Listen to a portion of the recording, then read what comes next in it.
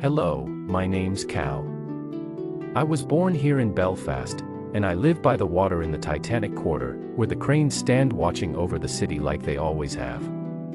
By day, I work in the city like anyone else, the usual rhythm, the usual noise.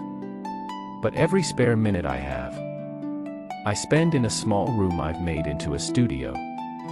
It's nothing grand, just a quiet place. But it's where I go to bring old songs back to life. Songs that were nearly forgotten.